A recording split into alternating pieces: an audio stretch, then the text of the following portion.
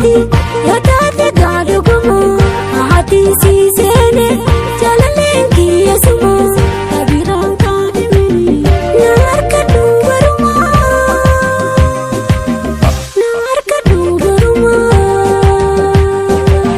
wanta hunqooda malee tuuni hiree ayyaana warri keenyanaan fida jalaleen kiyyatanaa